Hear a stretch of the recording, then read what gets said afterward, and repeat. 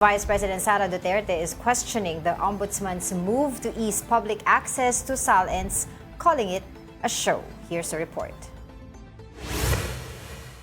Senator Riza Ontiveros has declared a total net worth of 18.9 million pesos in her 2024 Statement of Assets, Liabilities, and Net Worth.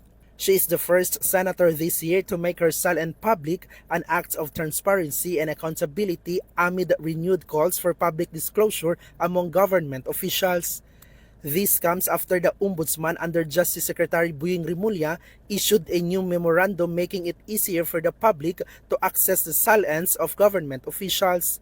At the House of Representatives, Kabataan Party List Representative Rene Co also urged officials to release their SALNs voluntarily. Following Speaker Boji D's statement that the chamber will issue guidelines for the disclosure of lawmakers' SALNs. The SALN serves as a record of a public official's wealth, listing total assets, liabilities, and net worth.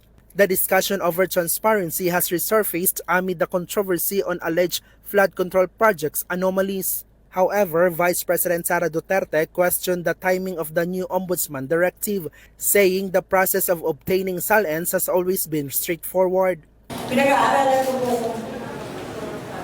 bakit gumawa pa sila ng ganitong kwento na pwede nang kunin ng SALN. At sigurado ako meron na naman yung dahilan, may motibo. Recall that under former Ombudsman Samuel Martires, appointed by former President Rodrigo Duterte, access to SALNs was restricted and required the officials' written consent. Now under the new rules, that consent is no longer needed. Malacanang earlier said that President Bongbong Marcos is willing to release his own SALN in line with transparency efforts.